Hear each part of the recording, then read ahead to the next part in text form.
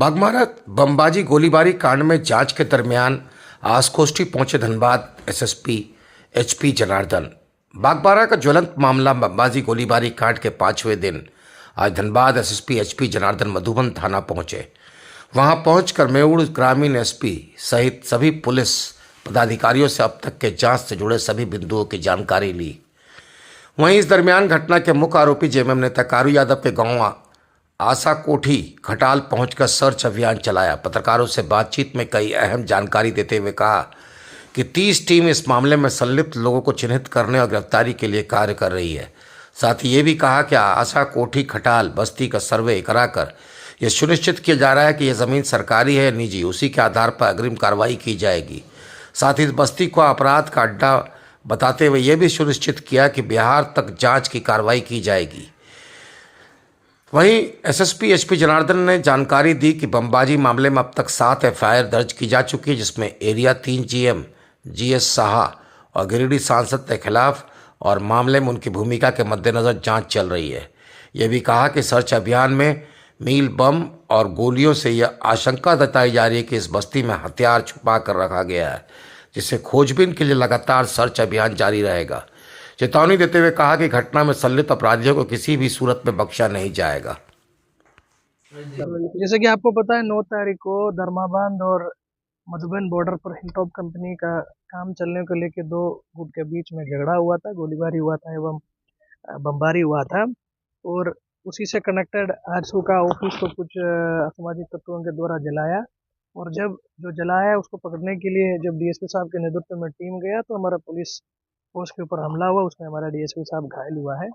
उसी परिप्रेक्ष्य में टोटल हमारे यहाँ पे 7 एफआईआर हुआ है और हम लोग अभी तक टोटल 14 आदमी को गिरफ्तार किया है। हमारा टोटल 30+ टीम जो भी आदमी इस केस में इन्वॉल्व है उसको ट्रैक करने में और उसको अरेस्ट करने में आज के दिन में हम लोग काम कर रहा है।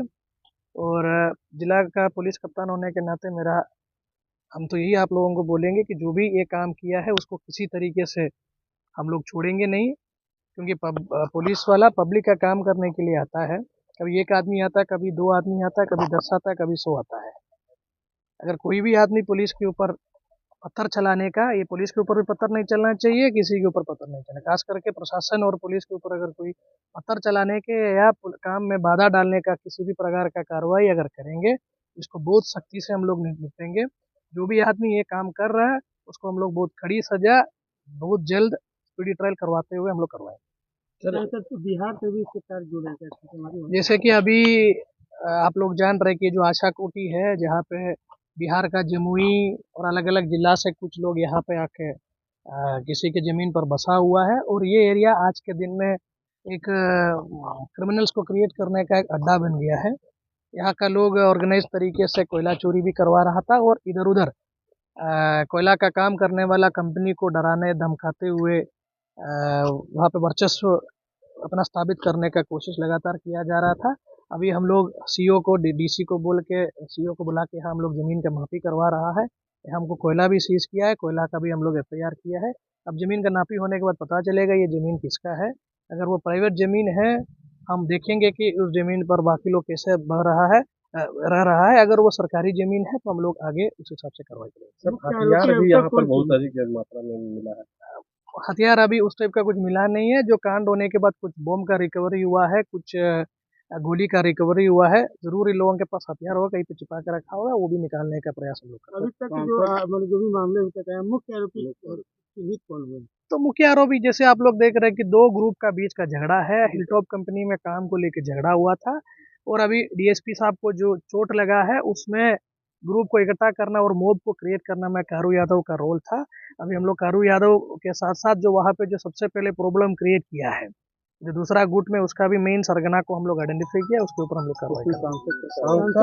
जीएम का क्या रोल नजर आ रहा है? अब जैसे कि ऑलरेडी वहाँ पे लोगों को समस्या था, लोग अपना समस्या जीएम के सामने और सीओ के सामने, एसडीओ के सामने और सांसद के सामने रखा था, और उसमें एसडीओ के द्वारा सीओ के तरफ लोगों को मैसेज भिजवाया था कि जब तक पब्लिक का समस्या का निदान नहीं होगा वहाँ काम नहीं होगा। उसके बावजूद वहाँ पे जीएम के द्वारा बिना थाना को सूचना दिया गया, बिना सीओ को भी सूचना दिए बिना ये वहाँ पे काम करवाया और इस टाइप का एक झगड़ा क्रिएट करने के लिए एक मौका क्रिएट किया। उसके लिए वो ज़रूर रिस्पॉन्सिबल है। हम लोग इस एंगल पर हम लोग चेक कर रहा है कि उनका इसमें क्या स्वार्थ है, उसी के चलते वो काम करवाए, हम लोग उसमें जांच करें। सीसीटीवी फुटेज ये सब इन्वेस्टिगेशन का पार्ट है। इन्वेस्टिगेशन में जो भी आएगा हम आपके सामने अभी नहीं रखेंगे। जब इन्वेस्टिगेशन कंप्लीट होने के बाद जब हमारा सब क्रिमिनल लोगों को हम लोग अरेस्ट करके भेजेंगे, उसके बाद आपके सामने रखा जाएगा। एसडीपीओ सर का स्थिति क्या स्थिति है? जैसे कि एफआईआर, कुछ लोगों का कहना था कि सांसद एक दिन यहाँ पे आया हुआ था और उसके बाद ये सब लोगों का कहने के आधार पर हम लोग किया है कि वहाँ का लोगों को बोला गया कि जब तक आप लोगों का पैसा का ये नहीं होगा तब तक वहाँ पे काम नहीं होगा।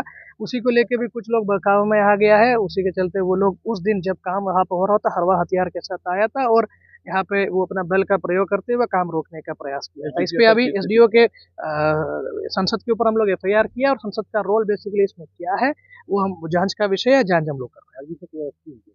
अब ये तो लगातार हम बोला है कि हमारा 30 टीम, इसमें जो भी आदमी इन्वॉल्व है, जैसे कि आप लोगों को पता है 120 प्लस आदमी के ऊपर हम लोग नामजद एफआईआर किया है।